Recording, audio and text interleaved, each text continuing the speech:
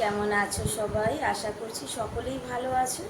আমি অপুর সংসারে নতুন একটি ভিডিওতে সবাইকে স্বাগত জানাই। শুক্রবার, এখন বাজে সকাল 6:30। তবে আজকে উঠেছি অনেক ভোরে, 4:30টায় উঠেছি। জগিং করেছি, ফিরে এসে স্নান করেছি, তারপর রান্না করে এলাম, চা করলাম, চা খেলাম। এখন যে কাজটা করছি সেটা হচ্ছে আমি এখন ব্রেকফাস্ট বানাচ্ছি। কি বানাচ্ছি আর সারাদিনে কী কী কাজকর্ম করবো সব কিছু তোমাদের সঙ্গে শেয়ার করবো।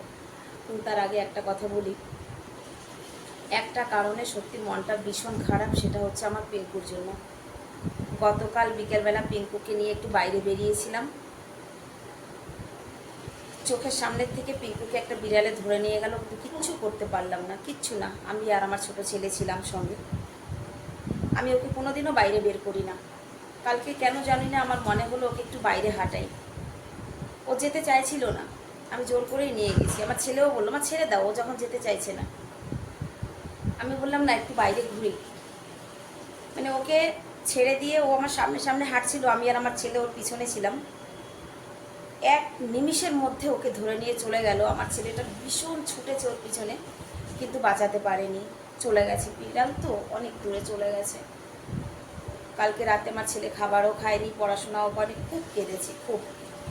ছেলেকে কি বলবো, আমারই কালকে থেকে এতটাই মন খারাপ লাগছে যে আমার চারিদিকটা যেন মনে হচ্ছে শুধু পিঙ্কু আমাকে ডাকছে, ও সেই আওয়াজটা আমার কানের মধ্যে আসছে। অবলা জীব, বাড়িতে আর কোনোদিনও কোনো অবলা জীব আমি আনবো না পালার জন্য। ওকে আমরা পালার জন্য আনিও নি, ও একটা বিপদে ছিল, সেখান থেকে উদ্ধার করে আমরা এনেছিলাম। জীবের সেবা করতে ভালো লাগে, যেমন বাইরে করি তাই করবো, বাড়িতে আর কোনোদিনও আনবো না।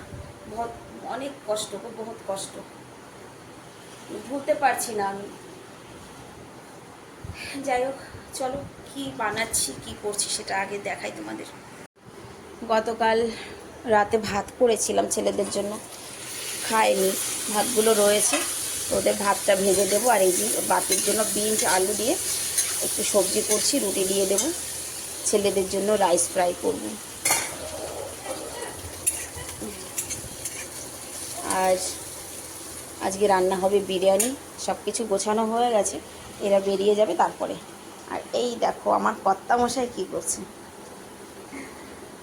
কাঁঠাল। এবছর কাঁঠাল খেয়ে না মন ভরেনি, তো কালকে আবার কাঁঠাল আনতে বলেছিলাম। তবে আজকের কাঁঠালের কোয়াগুলো কিন্তু দারুণ, তাই না গো? এই দেখো, আজকেরটা খেয়ে মন মনে খাজা কাঁঠাল যাকে বলে, তাই খাজা কাঁঠাল। কত নিয়েছে গো কাঁঠালটা? 350। হ্যাঁ, 350 নিক আর 400 নিক, মানে এখানে যে পাওয়া যায় সব কিছু খেতে পারি, মানে বাঙালির সমস্ত খাদ্য খাবার যে অ্যাভেলেবেল আছে, এটাই আমার জন্য অনেক। আর কাঁঠালটা আমার খুব প্রিয়, আমার আর আমার ছোটো ছেলের প্রিয় কাঁঠাল। চলো, উনি ওনার কাজ করুক, আমি আমার কাজ করি তাড়াতাড়ি। ছেলেদের তুলতে হবে, এখনও ছেলেদের তোলা হয়নি। ব্রেকফাস্টটা বানিয়ে তারপরে আবার ফিরে আসছি। চলে গেছে ছেলেরা। এদিকে আমি মাংসটা ম্যারিনেট করে নিয়েছি, ভাতটা বসিয়ে দিয়েছি, আর এদিকে বেরেস্তাটা বানাচ্ছি। আলুটা ভেজে নিয়েছি। দিদি আসেনি এখনও, 8টা বাজে, দিদিও এসে যাবে এক্ষুনি। আমি রান্না করে খাবারটা সুন্দর করে ঢেকে রাখবো, একটুও কিন্তু ঠান্ডা হবে না, জানো তো। চলো টুকটুক করে রান্নাটা করি আর দিদি আসার অপেক্ষা করি। ভাতটা বসিয়ে দিয়েছি, মাংসটাও বসিয়ে দিয়েছি। দিদি এসেছে, দিদি চলে গেল উপরে। দিদি এসে পিঙ্কুর কথা শুনে বেচারি কান্না করছে, জানো, কারণ ওনার পিছে পিছেও ঘুরতো, কান্না করছে। দিদি যতক্ষণ উপরের কাজ করে আসে আমি ভিতরটা গুছিয়ে দিই, জামা কাপড় ধোয়া, জামা কাপড় সব এই যে রয়েছে, এগুলো গুছিয়ে নিই। কোনো কাজ করতে ইচ্ছা করছে না, সত্যি কথাই বলছি।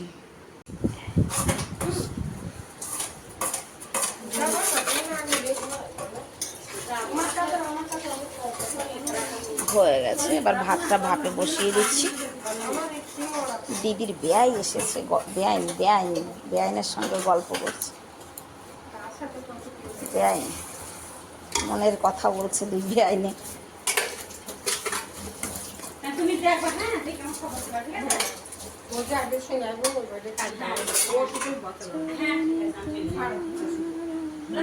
পুরো ভিজিয়ে দিয়েছে ঘর।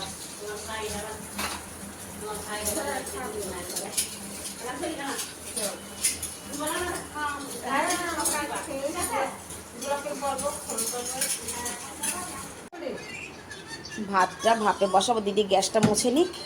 বিরিয়ানিটা একটু ভাপে রাখতে হবে। আর আমাদের আজকে ব্রেকফাস্ট হবে কাঁঠাল আর মুড়ি, কাঁঠাল মুড়ি।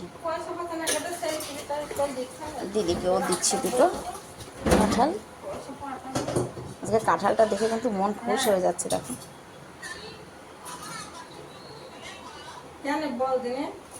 চলো আমরা ব্রেকফাস্ট করে নিই।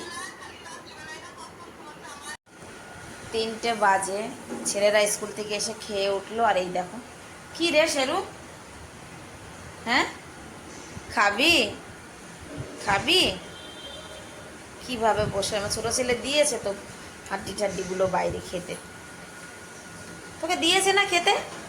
হ্যাঁ খেতে দিয়েছে না? টিকা লাগিয়ে বৈষ্ণব সেজেছে। দাঁড়া, একটু পরে দেবো আবার। 5টা বাজে। আজ আর বিকালে চাও করলাম না, আর কোনো রুটিও বানানো নেই। বিরিয়ানিটা আবার একটু গরম করলাম, বিরিয়ানি দিয়ে দেবো বাপিকেও, আর আমরাও বিরিয়ানি খাবো।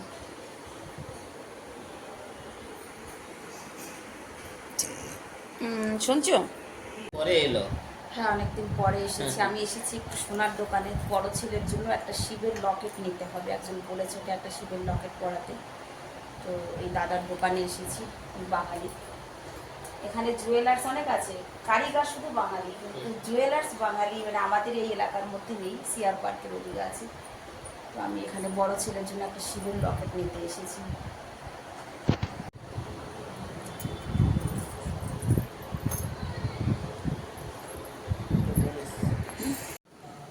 বাড়ি পৌঁছে গেছি, এসে সন্ধ্যা টন্ধা দিয়ে হাত মুখ ধুয়ে সন্ধ্যা দিয়ে এই যে 1 কাপ চা।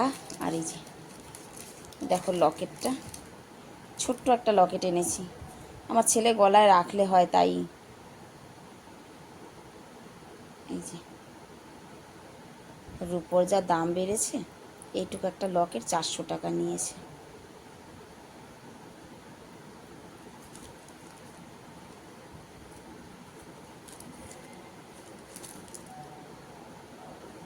রুপোর চেন দিয়ে, রুপোর একটা শিবের লকেট দিয়ে।